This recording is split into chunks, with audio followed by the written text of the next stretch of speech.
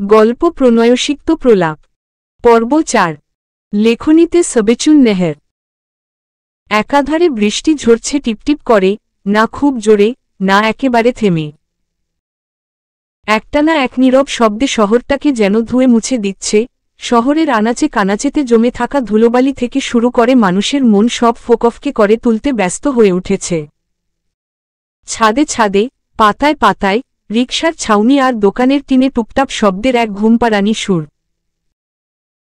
বাতাসের বেগটাও কম কিসে, দূর দূরান্তে শটান দাঁড়িয়ে থাকা লম্বা লম্বা গাছগুলোকেও যেন নিজের আয়ত্তে নিয়ে নিচ্ছে।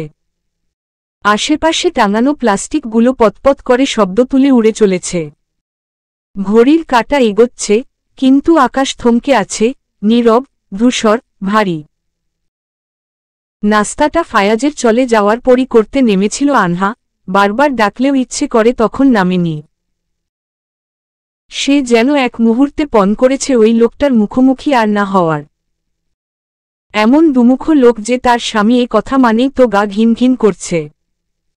এ বাড়ি থেকে সে নিশ্চিত পালাবে সুযোগ বুঝে, আর তাকে কেউ ধরে রাখতে পারবে না। যেমন কথা তেমন কাজ তার।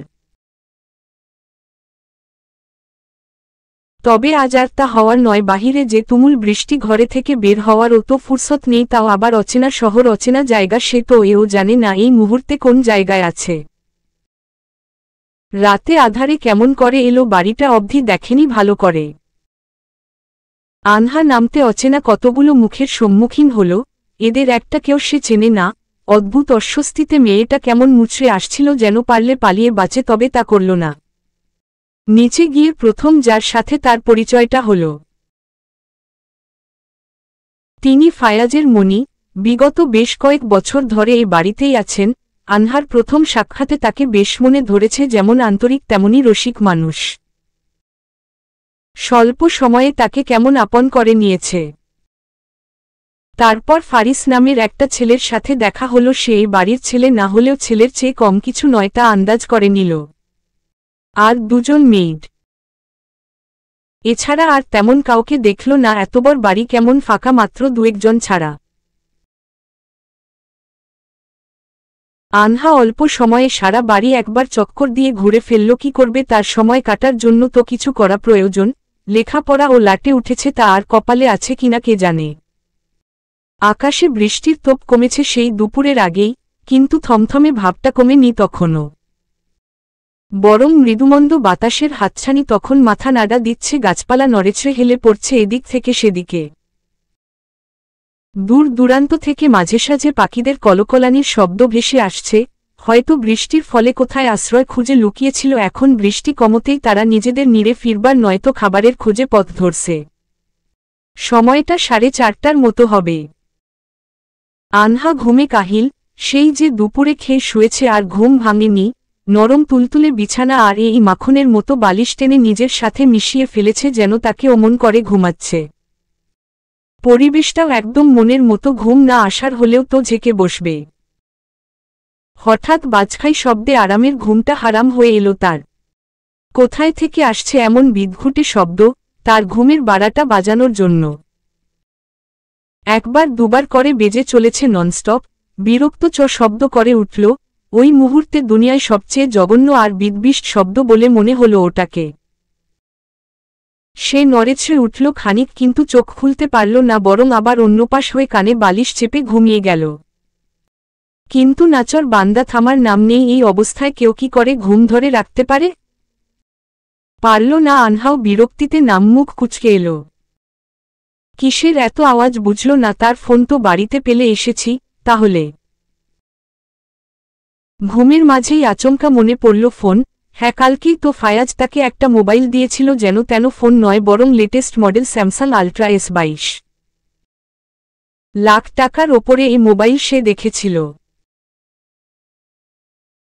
যদিও আনহার তার প্রতি প্রচণ্ড রাগ আর ঘৃণা কাজ করছিল, কিন্তু তাও সে ফোনটা নিতে মানা করল না। কেউ নিজ ইচ্ছেতে জোর করে কিছু দিতে চাইলে মানা করতে নেই, এ কথা সে শুনে আসছে ছোট থেকে। না নিলে অপর ব্যক্তির মন খারাপ হয়। তাই তো নিল খুশি মনে। উপহার গ্রহণ করার সময় শত্রু মিত্র দেখতে নেই। আর তাছাড়া তারও তো একটা মোবাইলের প্রয়োজন আছে নাকি? এমনিতে তো জীবন কাটানো সম্ভব না। দ্রুত হাতে বালিশের নিচে থেকে মোবাইলটা টেনে নিতে দেখল স্ক্রিনে ভেসে উঠেছে একটা নাম, দুপাশে দুইটা লাভ আর মাঝখানে গোটা গোটা ইংরেজি অক্ষরে লেখা হাবি। ফায়াজ নিজেই সেভ করে দিয়েছে, সাথে হুঁশিয়ারিও দিয়েছে যেন নাম চেঞ্জ না হয়। তাচ্ছিল্য করে নাক কুচকালো অমনি সে।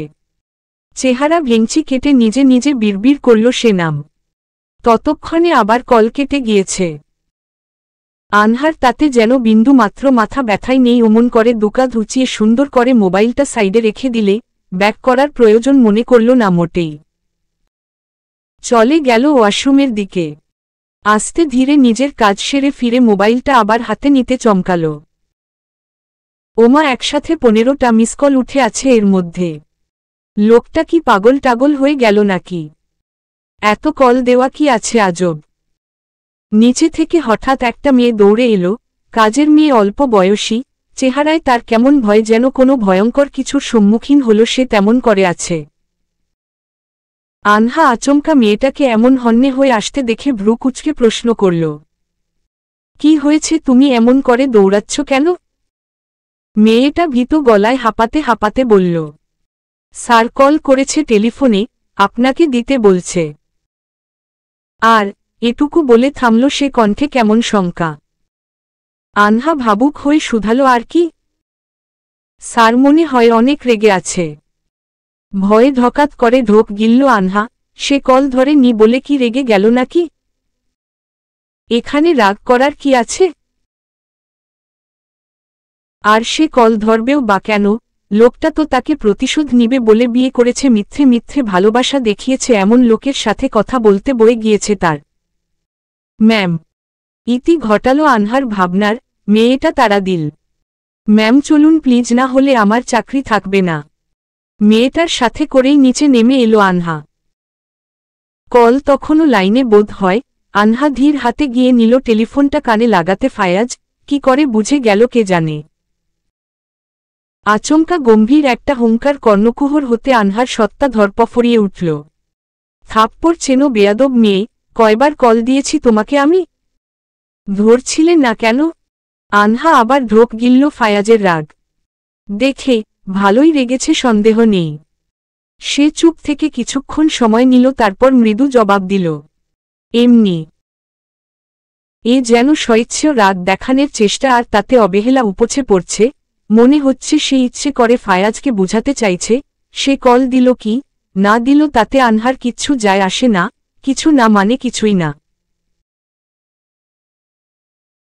অবহেলায় মেরানো আনহার ছোট্ট জবাব যেন ফায়াজের মাথায় রক্ত তুলে দিল। ফায়াজ হাত মুষ্টিবদ্ধ করে একটা ঘুষি দিল কাচের টেবিলের ওপর। ফারিসও বসা ছিল সামনে, দৌড়ে এলো ফায়াজকে এমন রেগে যেতে দেখে। ফায়াজের হাত ছুলে গিয়েছে একটা ঘুষিতেই। ফারিস ব্যস্ত হয়ে বলে উঠল, ভাই তোমার হাত কেটে গিয়েছে, কি করছো তুমি? সেদিকে তার খেয়াল নেই, রাগ নাকের ঘায়ে এসে জমছে। পারলে এক্ষুনি হিতাহিত অজ্ঞানশূন্য হয়ে করে বসবে কিছু একটা। সে তখনও নিজের মতো গাট একবারের জন্যও তাকায়নি হাতের দিকে। সামান্য হাতের ব্যথার কাছে মনের ব্যথা যে কিছুই না। সেই যে বিকাল থেকে পাগলের মতো কল দিয়ে চলেছে, মেয়েটা কি একবারের জন্যও ধরবার প্রয়োজন মনে করছে না? এদিকে ব্যস্ত হয়ে উঠছে ফারিস, যেন ব্যথা সে পেয়েছে। আওয়াজটা আনহাও শুনল ভালো করেই, তবে সে মোটেই কোনো প্রকার অস্থিরতা কিংবা প্রতিক্রিয়া দেখাল না, বরং কণ্ঠ আরও স্থির করে বলল, এখন বলুন কেন কল দিয়েছেন?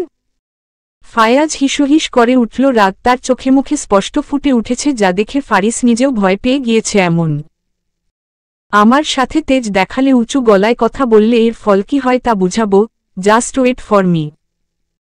শান্ত গালয় হুমকি দিয়েই চট করে কেটে দিল ফোন। আনহা কিছুক্ষণ টেলিফোনটার দিকে চেয়ে রইল, তারপর পাত্তাই দিল না, যেন অমন করে সেটাকে নিজের জায়গায় রেখে দিল। কি করে পেলবে হুহহ সেও দেখে নিবে। এতদিন জানত লোকটা ভালোবাসে তাই চুপ ছিল, সম্মান দিয়েছে, এখন সম্মান তার ফুট বলেই চুলগুলো হাওয়ায় উড়িয়ে গিয়ে বসল সোফায়।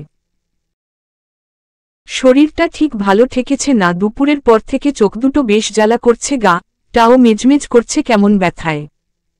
কি হলো হঠাৎ কে জানে। তখন পাশে এসে বসল আছিয়া খাতুন। তাকে দেখেই হঠাৎ মনে পড়ল আছিয়ার বলা কথাটা। ওরাও এতিম ফায়াজ বাবা মতো। আনহার মনটা খারাপ হয়েছিল তখন এ কথা শুনে। সে তো জানতই না লোকটার কেউ নেই আপনজন। একা স্ট্রাগল করে আসছে সেই 17 বছর বয়স থেকে। কি করে সামাল দিয়েছে কে জানে। এই জায়গায় যদি আনহা হতো নির্ঘাত এতক্ষণে সে পাবনায় শুয়ে বসে দিন কাটাচ্ছিল। এজন্যই লোকটা এমন কাঠখোট্টা আর একঘেয়েমি, মানুষকে শুধু ধমকাধমকি করে। আছিয়া পাশে বসে বলল, মন খারাপ লাগছে? তার কথায় স্তম্ভিত ফিরল আনহার। তাকালো সেদিকে। মহিলা বেশ আন্তরিক, এক বেলাতেই সে বুঝে গিয়েছে এ কথা। হাসল আনহা, দুদিকে মাথা ঝাঁকালো। মন খারাপ লাগছে না। তিনি আবার নিজে থেকেই বললেন, ফায়াজ বাবা এমন ছিল না বুঝলে মেয়ে। মা মারা যাওয়ার পরও ঠিক ছিল, কিন্তু নানা মারা যাওয়ার পর হুট করেই কেমন যেন চুপচাপ হয়ে গেল। আত্মীয় স্বজন খুব একটা নেই, যা ছিল তারাও পাশে থাকেনি। পরের ছেলের ভারকেই বানিতে চায় বল। আনহা মনোযোগ দিয়ে শুনছিল আছিয়ার কথা। তার কৌতূহল ভালোই কাজ করছে ফায়াজের সম্পর্কে জানতে। সকালে শুনতে চেয়েও পারেনি সম্পূর্ণটা। সে অধীর কণ্ঠে শুধাল, তারপর আর কি ব্যবসায়? তা একদম শেষ হওয়ার পথে নেমে এলে তখন ফায়াজ বাবা আর অয়ন বাবা মিলে সেটাকে আবার দাঁড় করাতে দিনরাত খাটল। এই অল্প বয়সে এত পরিশ্রম কেউ করে না, ওরা করেছে, আর সেই পরিশ্রমের ফলে আজকের এই অবস্থান। আনহার আগ্রহ বাড়তে লাগল ফায়াজের জীবনী সম্পর্কে জানার। বেশ ইন্টারেস্টিং কাহিনী বলেই মনে হলো তার কাছে। সে আরও কিছু জানার আগ্রহ নিয়ে তাকিয়েছিল, তক্ষুনি দরজা দিয়ে কারো প্রবেশ ঘটল। দুজনে চোখ ফেলে সেদিকে তাকাতে দেখল গদগদ পায়ে এগিয়ে আসছে ফায়াজ। আছিয়া চট করে দাঁড়ালেন ফায়াজকে দেখে। এই সময়ে সে অফিসে থাকে, তবে আজ এলো কেন তা জানতে মূলত এগিয়ে যেতে লাগলেন। সে থামল না, বরং ওভাবে হেঁটে এলো ঠিক আনহার সামনে, তাকে একটানে তুলে দাঁড় করাল। অত্রকিত থাবায় আনহা ভড়কে গিয়েছে। কিছু বুঝবে তার আগেই ফায়াজ মেয়েটাকে কাঁধে তুলে সিঁড়ি বেয়ে উঠতে লাগল। আছিয়া কিছু না বুঝে অবাক হয়েছে।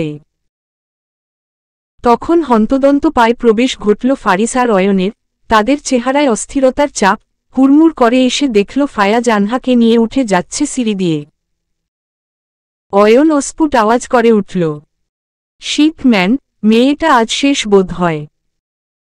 আছিয়া কৌতূহল নিয়ে প্রশ্ন করল, কি হলে ফায়াজ বাবার এমন রেগে আছে কেন? ফারিস জানালো সে ঘটনা। তিনি চিন্তিত হয়ে পড়লেন আনহার জন্য। এবার মেয়েটাকে কি করে কে জানে। ফায়াজ আনহাকে রুমে এনেই ধপ করে ছুঁড়ে ফেলল বিছানার ওপর। আকস্মিক ঘটনার সম্পূর্ণটা আনহার মাথার ওপর দিয়ে চলে যাচ্ছে, যেন হতবিহ্বল হয়ে চেয়ে আছে। নজর ও কেঁপে কেঁপে উঠছে।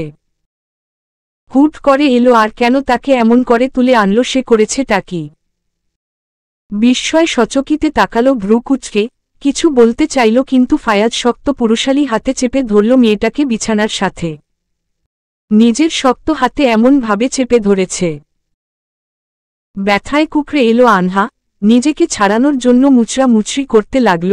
ভীত গলায় আমতা আমতা করে বলল, কি করছেন আপনি? ব্যথা পাচ্ছি।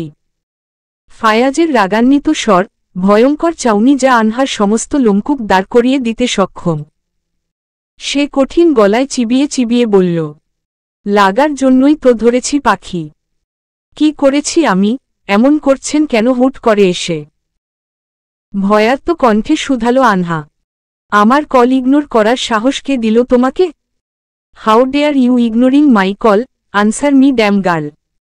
আনহার সমস্ত তেজ, জেদ, রাগ মুহূর্তে কোথাও জানি ফুস হয়ে গেল। ভয়ে চোখ মুখ খিচে বন্ধ করে নিল সে। তিরতির কাঁপতে লাগল নজর। হাতটা বোধহয় এক্ষুনি মাংস খুলে পড়বে তেমন মনে হচ্ছে তার। কান্নারাও বাঁধ ভাঙে আসছে ব্যথায়। অনেক সাহস বেড়েছে তাই না? আমার পেশেন্স দেখে ভেবে নিয়েছ তুমি যা ইচ্ছে করতে পারবে। কথাটুকুন বলে ফায়াজ কেমন ভয়ঙ্কর কণ্ঠে হাসল, আবার বলল, তবে এবার থেকে আমার ক্রেজিনেস আর হার্ড লাভ দেখবে।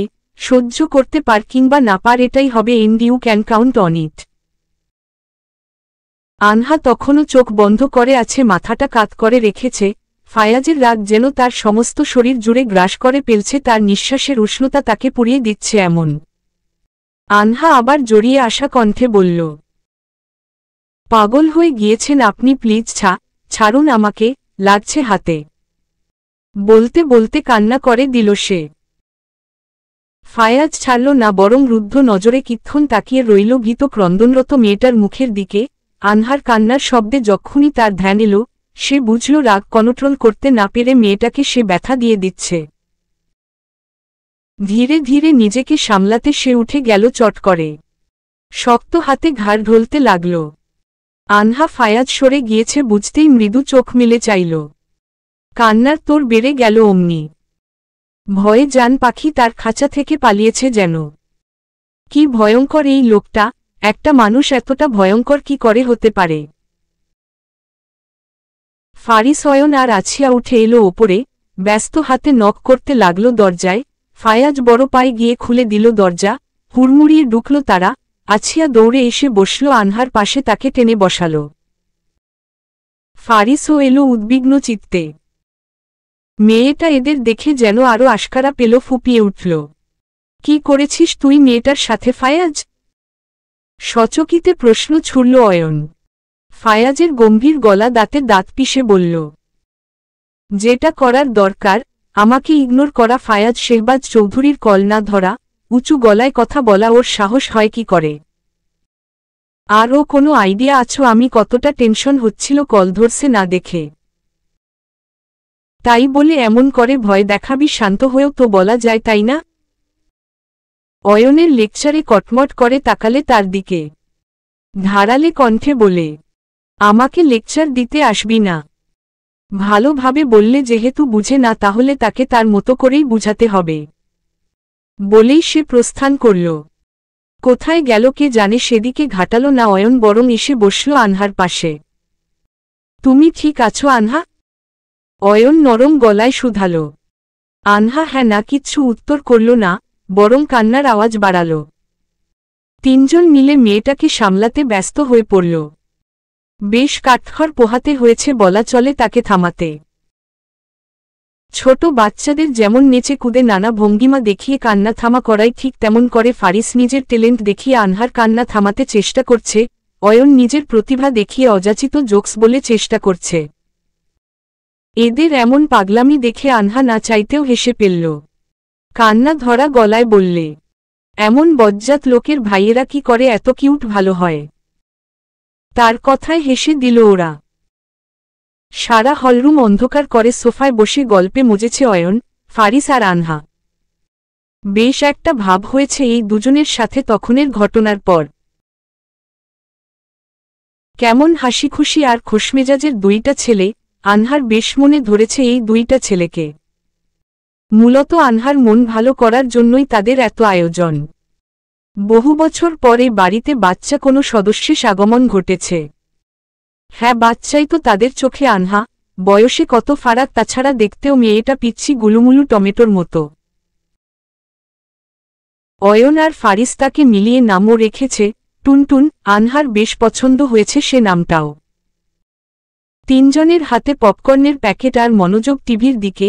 হলিউডের মুভি দেখছে, হাসাহাসি করছে একসাথে, যেন কতদিনের পরিচিত তারা। ফায়াজ দূরে দাঁড়িয়ে সবটা পর্যবেক্ষণ করছে সে কখন থেকে। এদের এত কাছাকাছি হয়ে বসে থাকতে দেখে তার কপালের রগ ফুলে ওঠে। মুষ্টিবদ্ধ হয়ে আসে তার হাত। এই বাচ্চা মেয়েটা তাকে শান্তিতে থাকতে দিবে না, এত জ্বালায় কেন? কেন তাকে শুধু শুধুই রাগানের জন্য হাত ধুয়ে পড়ে থাকে? সে লম্বা পায়ে এগিয়ে পর্দাগুলো সরিয়ে লাইট অন করে দিল।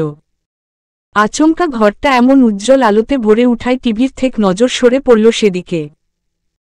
ফায়াজ বুকে হাত গুজে তাদের দিকে তীক্ষ্ণ চোখে তাকিয়ে আছে। আনহা ফায়াজকে দেখে একটু ভয়ই পেল, মনে পড়ে গেল তখনের কথা, কিন্তু সেটা মোটেই প্রকাশ করল না মুখে, বরং অভিমান নিয়ে শক্ত হয়ে বসে রইল। তার দুপাশে অয়ন আর ফারিস, তারাও চেয়ে আছে। এমন তীক্ষ্ণ চোয়ালে ফায়াজকে তাকিয়ে থাকতে দেখে অয়ন ভাবুক কণ্ঠে শুধায়, কি হলো, এমন নাক উঁচু করে তাকিয়ে আছিস কেন? ফায়াজ উত্তর করল না, বরং তার সুচালো দৃষ্টি আনহাতে নিবন্ধ। সে মেয়েটার ভাবভঙ্গি বুঝবার চেষ্টায় অবিরত, হয়তো এটা জানতে চাইছে একটু আগে যে মেয়েটাকে এমন রামধমক দিয়ে গেল সে কি কষ্ট পায়নি, তাকে ভয় পায়নি।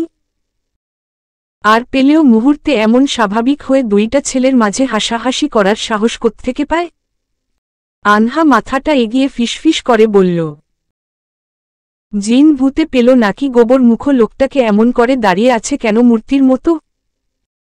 ফায়াজের উদ্দেশ্যে সম্বোধিত নামটা শুনে ফারিস কেমন শব্দ করে হেসে উঠল, যেন মজার কিছু, সেটুকু হলেও ঠিক ছিল। সে সাথে সাথে আবার উচ্চারণও করে উঠল, টুনটুন তুমি কি একটা জোস নাম দিলে গোবর মুখ, বেস্ট নেইম এভার, বলে খিকখিক করে হাসতে লাগল।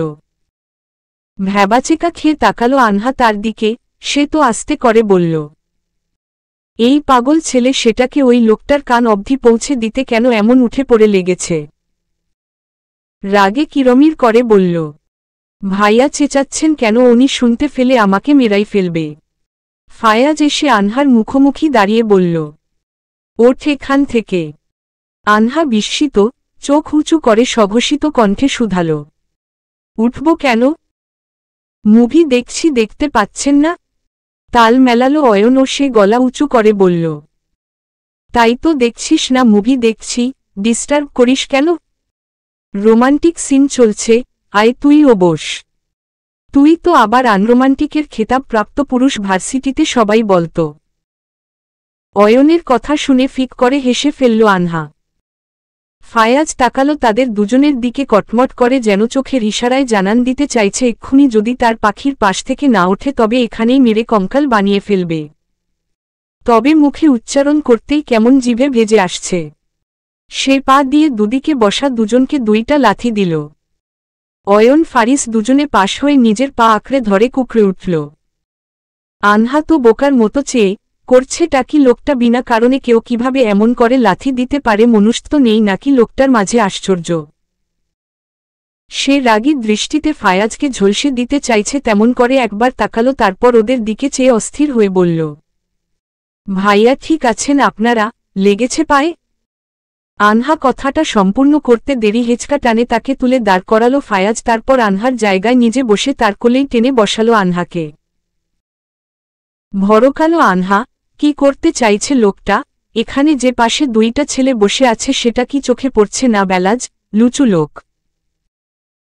আনহা নিজেকে ছাড়ানোর চেষ্টা করে বিরক্ত কণ্ঠে বলতে লাগল, আরে কি করছেন? ছাড়ুন বলছি, আমাকে নামান নিচে।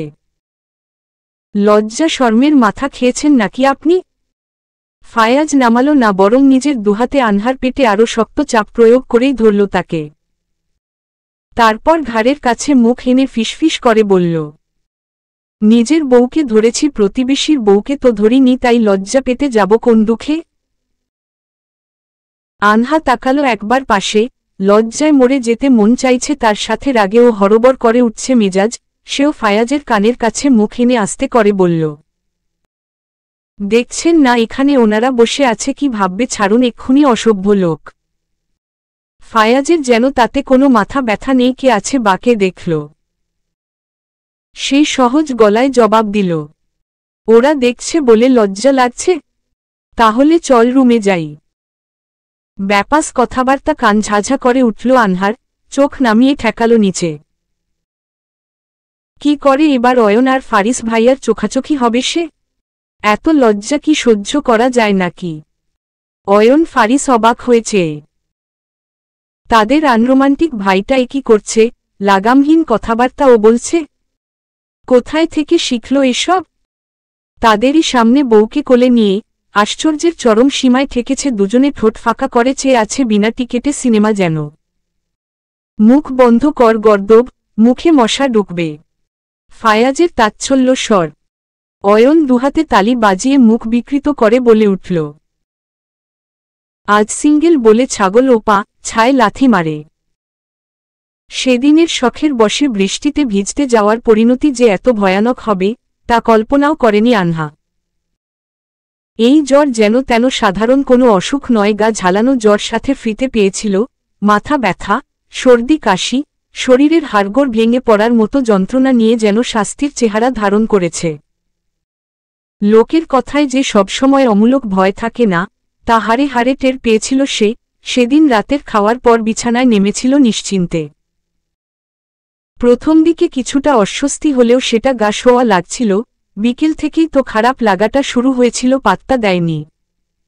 কিন্তু রাত যত গাঢ় হল, শরীর ততই বিদ্রোহী হয়ে উঠল।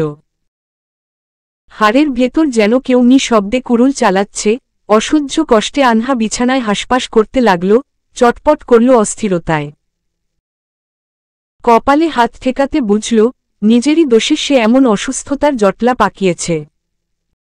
সারা রুমে একা ফায়াজ সাথে নেই। না থাকার জন্য কৌশল অবলম্বন করা লেগেছে অবশ্য আনহাকে। কত কাহিনী করেই না রুমে এসে দরজা লাগিয়েছে। ফায়াজ বেশ খানিকক্ষণ দরজায় খটখট করে বিরক্ত হয়ে কঠিন গলায় হুমকি দিল, একবার বের হও, তবে বুঝাবো আমার সাথে চালাকি করার ফল কি হতে পারে। এরপর কোথায় থাকলো কে জানে, আনহা তাতে মাথা গামানোর প্রয়োজন মনে করেনি। বরং আরামছে শুয়ে পড়েছে নরম বিছানায় নিজের মতো। কে জানত মাঝরাতটা তার জন্য কাল রাতে পরিণত হবে। আজকে প্রায় 5 দিন হতে চলল এই অসহ্যকর অসুস্থতার সাথে যুদ্ধ করে চলেছে। আনহার খুব একটা জ্বর হয় না, আর জ্বর হলে আনহার খুবই অদ্ভুতভাবে প্রচণ্ড ঘুম হয়। নেশা করলে মানুষ যেমন সোজা হয়ে দাঁড়াতে পারে না, চোখ খুলতে পারে না, হেলেদুলে এদিক সেদিকে কাত হয়ে পড়ে, মানুষ চেনে না, ঠিক তেমন। টানা 3 দিন 3 রাত আনহার একই অবস্থা ছিল। কে তাকে সেবা করল, কে খাওয়ালো, গা মুছিয়ে দিল, সবই কেমন আবছা ছিল। যখন একটু হুঁশ ফিরল, শুনল এই কদিন ফায়াজ নাকি এক মুহূর্ত তাকে একা ছেড়ে যায়নি। অফিস কামাই দিয়ে প্রতিটা ঘন্টা তার পাশে বসে থেকেছে। প্রতিশোধের আগুনে পুড়ে যে তার সঙ্গে প্রেমের অভিনয় করেছিল, জোর করে বিয়েও করেছিল, সেই মানুষ এত কোমল, এত যত্নশীল, এ অবিশ্বাস্য। আনহার কোনো কালেই বিশ্বাস করে না, এবং করবে না, এটাই তার স্বঘোষিত সিদ্ধান্ত। হলেও এই অযাচিত যত্নেও বিরক্তি জন্মে ওঠে ওর, কারণ সে তো জানে এসবের কিছুই তো সত্য নয়, মন থেকে নয়। নিশ্চয়ই এসবের পেছনেও কোনো মোটিভ রয়েছে, আনহার ষষ্ঠ ইন্দ্রিয় সেটারই ইঙ্গিত দিচ্ছে। তাছাড়া বাড়িতে তো এমন ছিল না, তার যখন জ্বর হতো বড়জোর ওষুধ খাইয়ে দেওয়া হতো, ওহি মাঝে মাঝে মাথায় পানি দিত, বড়মা তেল দিয়ে চুল আঁচড়ে দিতেন। আর মা, সেই তো দুর্লভ দৃশ্য। তেমন একটা আশেপাশেও ঘেঁষতেন না, ওপর ওপর মনে হতো, না চাইতেন জিজ্ঞেস করতেন জ্বর করেছে নাকি। যেন এক পাথরের মূর্তি, আবেগ, অনুভূতির চিহ্নমাত্র নেই। শাসনের নামে ভালোবাসা লুকিয়ে রেখে তাদের 2 বোনকে বড় করেছেন। যেন ভালোবাসা দেখালে নিজের আত্মসম্মান খোয়া যাবে। কয়েকদিনের টানা ঘুমের ফলে মাথার পেছনের খুলিটা কেমন টনটনে ব্যথা করছে, যার ফলে কাক ডাকা ভোরেই আনহার নিদ্রায় বেঘাত ঘটল আজ। নাক মুখ কুচকে সে উঠে বসে পড়ল, চোখ তখনও বন্ধ। মাথাটা হাতে কিছু সময় চেপে ধরে রেখেছে ব্যথাটা একটু উপশমের চেষ্টায়। অথচ তা কমছেই না, বরং আরও ঝিমঝিম করে উঠছে। কেমন ভারী আর মরিচিকার নেই জ্যাম ধরে আছে বলে মনে হচ্ছে। চোখ খুলল সময় নিয়ে, রুমটা তখনও আলো আধারে ঢাকা। জানলার ফাঁক গলে দেখল, ধরণীতে সূর্যের কিরণ তখনও স্পষ্ট ছড়ায়নি। আনহা আর নিজের সাথে যুদ্ধ করে শুয়ে রইল না, বরং উঠে থাই দরজাটা খুলে পা রাখল খোলা ছাদওয়ালা বারান্দায়। অমনি এক পালি নির্মল মুক্ত বাতাস চোখে মুখে আছড়ে পড়ল, আবেশে দুচোখ কেমন বুঝে এলো তার। বিগত কিছুদিন বিছানায় থেকেই প্রয়োজন ছাড়া নামতে পারেনি। আনহা এগিয়ে কিনারায় ঘেঁষে দাঁড়াতে প্রকৃতির টিমটিম আলোয় সারা বাড়ি চোখ বুলাল। চারিদিকে বাগান আর গাছগাছালির ভিড়ে নিস্তব্ধ বাড়িটা কোন ভুতুরে বাড়ির থেকে কম কিছু লাগছে না। কিন্তু তাতে খুব একটা ভয় কাজ করল না আনহার, বরং দৃশ্যটা সে উপভোগ করল প্রথমবারের মতো। মন মেজাজও কেমন ফুরফুরে হয়ে গেল, কিছুক্ষণ বুক ভরে শ্বাস নিল, তারপর চোখ ঠিক পূর্ব দিকটাই গিয়ে ঠেকল তার। একটা গাছে কাঠগোলাপে ঝুলে পড়ছে সেই গাছ।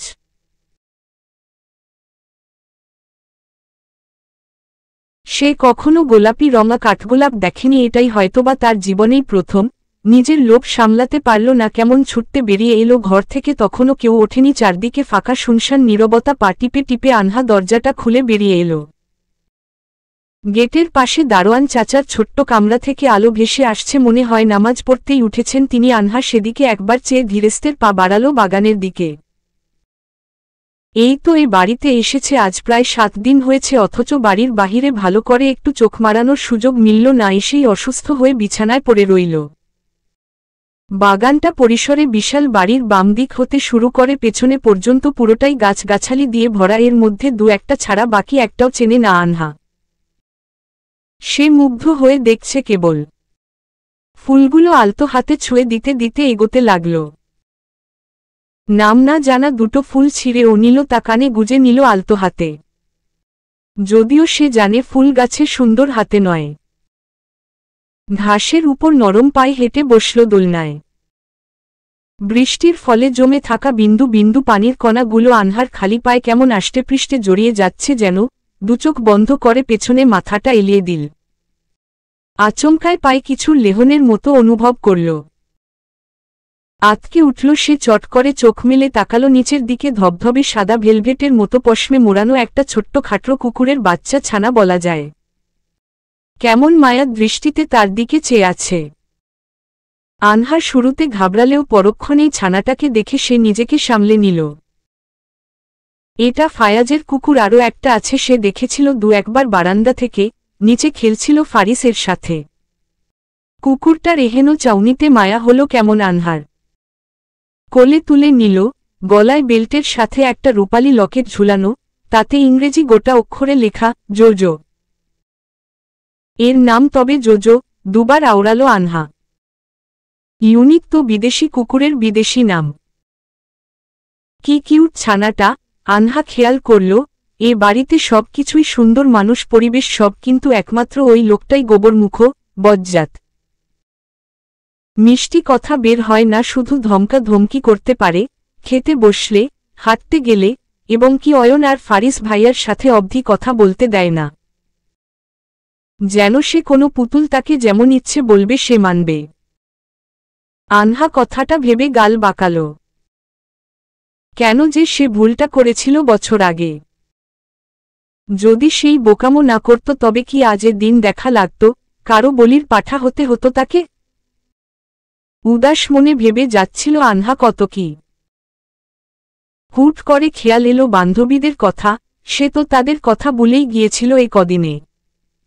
কি করে ভুলে গেল নিজের প্রাণপ্রিয় বান্ধবীদের কথা। তড়িঘড়ি করে কুকুরটাকে সাইডে বসিয়ে, খোলা চুলগুলো হাতখোপা করে পাতলা টপস, তার পকেট থেকে মোবাইলটা বের করে প্রথমে তিথির নাম্বারে কল দিল। যদিও এই 7 সকালে একটাও ঘুম থেকে ওঠেনি সিউর আনহা, তাও কল দিয়েই দিল। কিন্তু খুবই আশ্চর্যজনকভাবে কল বারবার বিজি বিজি বলে কেটে যেতে লাগল, 2-3 বার দিয়েও পেল না।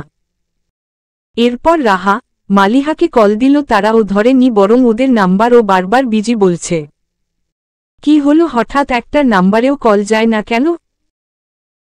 ভাবুক হলো সে, কয়েকবার দিয়েও ক্ষান্ত হলো না, দিতে লাগল পরপর, কিন্তু প্রতিবারই সুরেলা কণ্ঠে একটাই কথা ভেসে আসছে, আপনার ডায়াল করা নাম্বারটি এ মুহূর্তে ব্যস্ত আছে।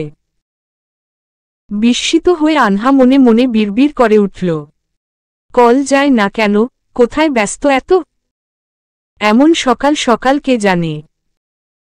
সে এবার অহির নাম্বার ডায়াল করল, যদিও বাড়িতে কথা বলার মোটেই ইচ্ছে জাগছে না। ও বাড়ির মানুষগুলোর যে তার প্রতি কোনো টান ভালোবাসা নেই সে জানে সেই ছোট্ট থেকে। কেন নেই তাও জানে, কারণ সে মেয়ে, মায়ের একটা ছেলের শখ ছিল।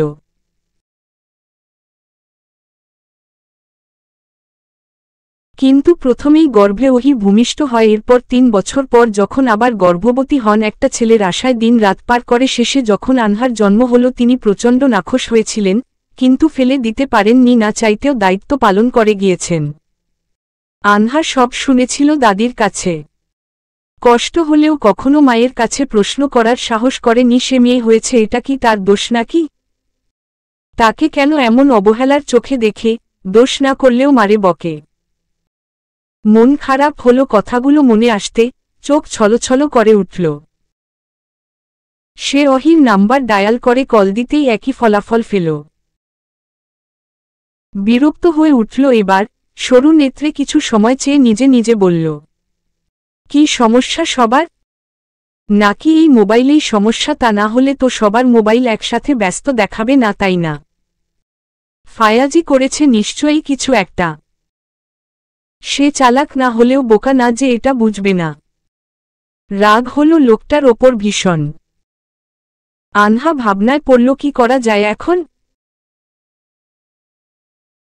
রাফি যদিও ঢাকাতেই আছে কিন্তু তার নাম্বার তো জানা নেই, তাছাড়া ওর কাছে কল দিয়েও লাভ নেই কারণ সে তার ছোট মায়ের বিরাট বড় ভক্ত, আর তার সাথে ও বনিবনা না। খুব একটা তক্ষুনি মাথার বাতি জ্বলে উঠল, মনে পড়ল সাদি ভাইয়ের কথা। বলে উঠল আচমকা, হ্যাঁ সাদি ভাইয়ের নাম্বার তো সে পেয়েছিল তিথির থেকে, যদিও কখনো কল বা মেসেজ দেওয়ার সাহস করে উঠতে পারেনি, কিন্তু ঠোঁটের আগায় একটা সংখ্যা তার স্পষ্ট মুখস্থ। এ কথা কিভাবে ভুলে গেল? উনি হেল্প করবে তাকে সে নিশ্চিত। সে চট করে তুলে ফেলল নাম্বারটা, দ্বিতীয়বার চেকও করা লাগেনি। রিং হচ্ছে দেখে খুশিতে আটখানা হয়ে গেল মন, হেসে উঠল সে। রিং পড়তে পড়তে প্রথমবারে কল কেটে গিয়েছে, দমল না বরং আবার দিল। কল যখন কেটে যাবে ঠিক ওই পর্যায়ে রিসিভ করে রিনরিনে পুরুষালী কণ্ঠ ভেসে এলো, হ্যালো কে? ঘুম কাতুরে জড়ানো কণ্ঠ। আনহা শুনে ফিক করে হেসে ফেলল অজান্তে, বুকের বাপাশটায় অদ্ভুত মোচড়টাও অনুভব করতে ভুল হল না। কেন এই অনুভূতি? তার সাদি ভাইয়ের কথা শুনলি? কই এমনিতে তো মনে পড়ে নি এতদিন। কে বলছেন ভাই? এই ভোর সকালে কল দিয়ে চুপ করে আছেন কেন? আজব।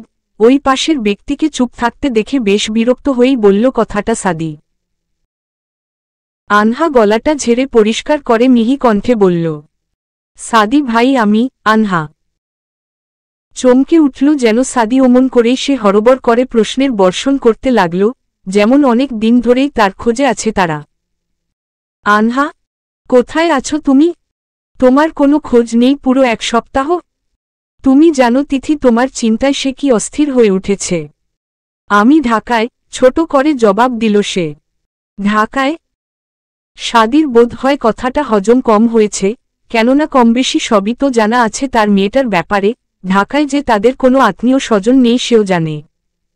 সাদি বিস্ময় নিয়ে প্রশ্ন করল, ঢাকায়? তুমি ঢাকায় কেন এসেছ? কখন আর কার সাথে এসেছ? এসেছ বলতে আপনিও কি ঢাকায় আছেন সাদি ভাই? ভ্রু কুঞ্চন করে শুধালো আনহা। হ্যাঁ, আমি গত পরশু এসেছি। চাকরি নিয়েছি ছোটখাটো একটা।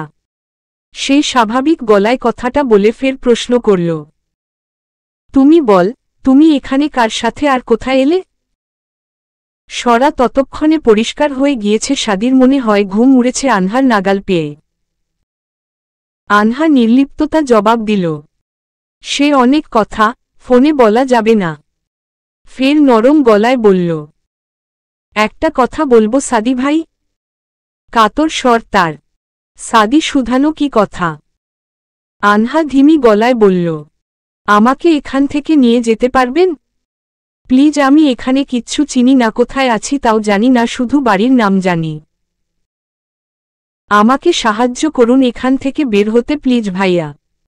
সাদি অবাক হয়েছে বটে, তবে সে কিছু জানতে চাইবে তার আগেই আনহা আবার বলল,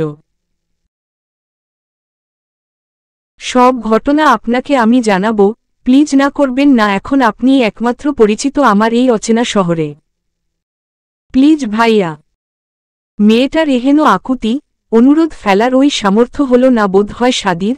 শত হোক সে মেয়েটাকে বেশ কয়েকদিন ধরে চেনো, তার ওপর তিথির ফ্রেন্ড। সাহায্য না করেও ফেরাতে পারবে না, মেয়েটা কোনো বিপদে পড়েছে তিথির থেকে শুনেছিল তো কিছুটা, তাই তো বলল। ঠিক আছে, তুমি আমাকে টেক্সট করে যা যা জানো সবকিছু ডিটেইলস জানাও, আমি আসবো সময় করে, তৈরি থেকো তুমি। ঠিক আছে বলে কল কাটতেই আনহা খুশিতে গদগদ হয়ে উঠল এই কথা ভেবে যে সে এই বাড়ি থেকে পালাবে এবং আজ থেকে আবার মুক্ত হয়ে যাবে ফায়াজের হাত থেকে, তার প্রতিশোধ থেকে, আর তার এমন অসুস্থ ভালো শূন্য বাসা থেকে।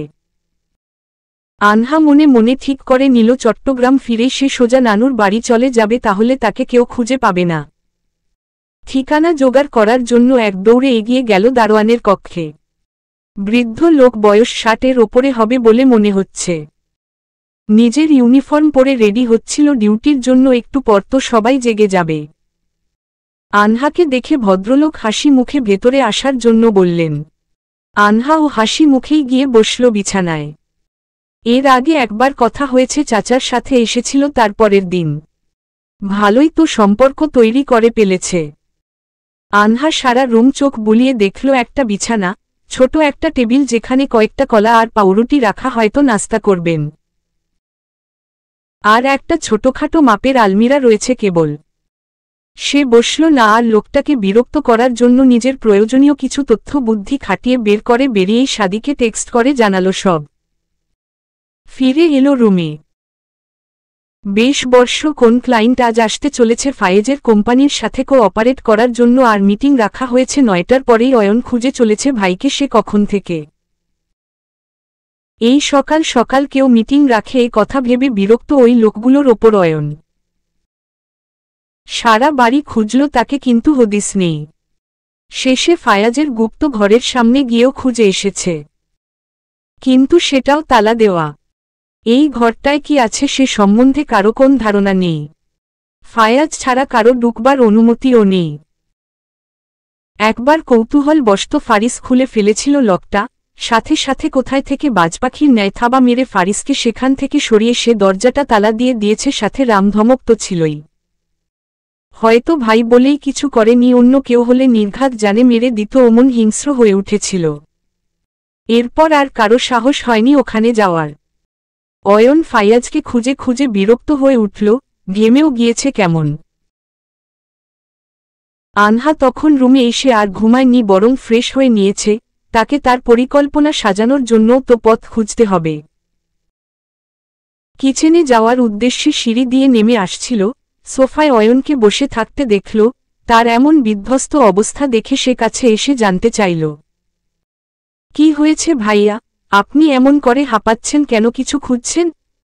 অয়ন বিদ্বিষ্ট কণ্ঠে বলল, আর বলো না, 9টায় মিটিং, ব্যাটার কোনো খবর নেই, কোথায় গিয়েছে বলতো? আনহার উদ্দেশ্যে প্রশ্ন ছুড়ে দিয়ে আবার নিজে নিজেই বিড়বিড় করে উঠল, ছোটখাটো বিষয় হলে না হয় আমি হ্যান্ডেল করে নিতাম, কিন্তু এত বড় ডিল আমার পক্ষে একা তো করা সম্ভব না।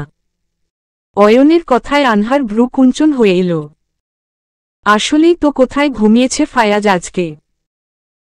বাকি দিনগুলো তো দেখত তার পায়ের কাছে শুয়ে থাকত, না হয় সোফায় বসে ল্যাপটপে কি জানি করত। কিন্তু আজকে রুমেও আসেনি, সেও তো দেখেনি, আর একবার খোঁজও করল না। কি হলো, আনহা রুম থেকে বের করে দিয়েছ বলে কি দেবদাস হয়ে কোথাও ফাঁসি টাসি লাগালো নাকি? আনহার ভাবনার সুতো টেনে রম্য স্বরে বলল অয়ন। আনহা বিস্মিত, সে ভাবুক কণ্ঠে জবাব দিল, জানি না তো, কোথায় গেল বলুন তো? কাল রাতে রুমে আসেনি। অয়ন নিজেই তো জানে না সে কি করে বলবে, তাই উঠে তাড়া দিয়ে বলল, কল দিচ্ছি ধরছে না, চল খুঁজি তবে আরেকবার দুজনে, তোমাকে দেখলে দেখি বের হয় নাকি গর্ত থেকে। আনহা ও সাই দিল। দুজনেই আরও একবার সব জায়গায় খুঁজে শেষে এসে থামল হলে বাম পাশ ঘেঁষে থাকা পুলের দিকটায়। কিছু একটা দূর থেকে ভেসে থাকতে দেখা যাচ্ছে। আনহা ঠিক ঠাউর করতে না পেরে ভ্রু কুঁচকে চাইল। আচম্বিত কি দেখল কে জানে। দুপা থমকে চেঁচিয়ে উঠল সে, এতটাই জোরে চেঁচালো অয়ন ভয় পেয়ে লাফিয়ে উঠেছে। সে উদ্গ্রীব হয়ে প্রশ্ন করতে লাগল, কি হয়েছে আনহা, কি হলো, চেঁচালে কেন? আনহার শরীর রীতিমতো কাঁপতে লাগল। ওই মুহূর্তে তিরতির করে কাঁপছে ঠোঁট জোড়া ও চোখের পাতা ভারী হয়ে এসেছে, যেন পলক ফেলতেই ভুলে গিয়েছে। আনহা কাপা হাত সেদিকে তাক করে ধরা গলায় বলতে চাইল, ও ওখানে পুলে মাঝখানে কেউ পড়ে আছে। আনহার হাত লক্ষ্য করে বিস্মিত চোখে তাকালো অয়নও। সত্যি সত্যি পানিতে নৌকার মতো কিছু একটা ভেসে আছে। এটা সশরীরে জলজ্যান্ত কোন মানুষ, আর মানুষটাকে তা চট করে ধরে ফেলতেও সময় লাগল না অয়নের। চোখ তার কপালে উঠে এলো, যেন অমন করে একবার আনহার দিকে তাকাচ্ছে তো একবার পুলের দিকে। ও, ওটা ফা। কথা পেটে এসে ধাক্কা দিয়েও জিহ্বা কেমন লেলিয়ে যাচ্ছে, আনহার বের হচ্ছে না কথা, বুকের গতি নিয়ন্ত্রণহীন হয়ে উঠেছে চোখের সামনে এমন কিছু দেখে। অয়ন তার কথা কেড়ে নিয়ে গুরুতর কণ্ঠে বলল, ওটা ফায়াজ, তুমি ভুল দেখছ না। বলেই সে আনহার দিকে কাঁদো কাঁদো হয়ে চাইল, তারপর দৌড়ে গেল ওইদিকে। আনহাও ছুটল তার পেছনে। শরীর যেন অসাড় হয়ে এলো তার, কাঁপছে কেমন করে, এক পা এগোতেই 1 মিনিট লাগছে এমন। বিশাল সুইমিং পুলের ঠিক মাঝখানটায় ভেসে আছে ফায়াজের শরীর, চোখ বন্ধ, লোমশ উজ্জ্বল, বুক উন্মুক্ত। তার লম্বা চুলগুলোও পানিতে মিলে ছড়িয়ে আছে এদিক সেদিকে। কিন্তু শরীরে তো কোনো ক্ষতির চিহ্ন নেই, তবে কি করে এমনটা হলো? তবে কি পানিতে ডুবে?